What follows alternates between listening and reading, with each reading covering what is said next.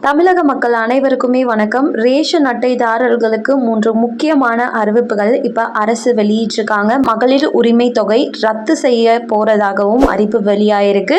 இது என்னென்ன அறிவிப்புகள் அப்படின்ற முழு விவரம் தெரிஞ்சுக்க வீடியோ முழுமையா பாருங்க. அண்ட் ஃபர்ஸ்ட் டைம் நம்ம சேனலை பாக்குறீங்கன்னா மறக்காம லைக் பண்ணிட்டு அப்படியே சப்ஸ்கிரைப் பண்ணிக்கோங்க. அப்பதான் அரசாங்கம் அறிவிக்கிற அனைத்து உண்மை அப்டேட்களையும் உடனுக்குடனே தெரிஞ்சுக்க முடியும். இப்ப வாங்க வீடியோக்குள்ள போயிடலாம்.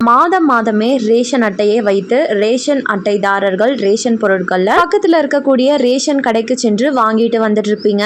ஆனா இதுல இப்போ ஒரு சூப்பரான அப்டேட்டை கொண்டு வந்திருக்காங்க. அதாவது இனிமே ஒரே மாசத்துல 3 மாதங்களுக்கு தேவையான உணவு தானியங்கள் ஒரே நேரத்தில் கிடைக்கும் என மத்திய அரசு அறிவிச்சிருக்காங்க. வறுமை கோட்டிற்கு கீழ் உள்ள அனைவருக்கும் மத்திய அரசு இலவச உணவு தானியங்களை வழங்கி வருகிறது. தற்போது ஏப்ரல் மாதத்தில் அனைத்து ரேஷன் அட்டைதாரர்களுக்கும் 3 மடங்கு உணவுப் பொருட்கள் வழங்கப்படும் என அரசின் உணவு மற்றும் பொது விநியோகத்துறை தெரிவித்துள்ளது. இதன் காரணமாக அடுத்த மாதம் அவர்கள் 3 மடங்கு உணவுப் பொருட்களை பெறுவார்கள்.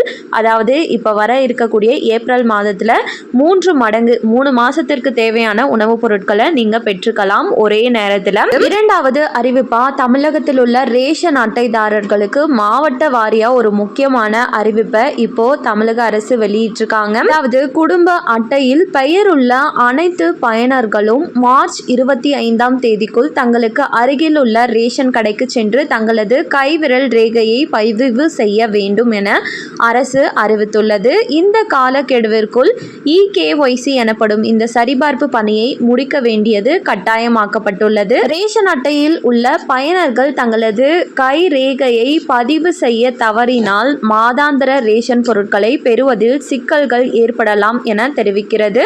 குறிப்பாக குடும்ப உறுப்பினர்களின் எண்ணிக்கைக்கேற்ப வழங்கப்படும் பொருட்கள் குறைக்கப்படும். எனவே பொதுமக்கள் கடைசி நேர நெரிசலை தவிர்க்கும் பொருட்டு உடனடியாக ரேஷன் கடைக்கு சென்று தங்களது ஆதாரை பயன்படுத்தி ரேகையை சரிபார்த்து கொள்ளுமாறு கேட்டுக்கொள்ளப்படுகிறது.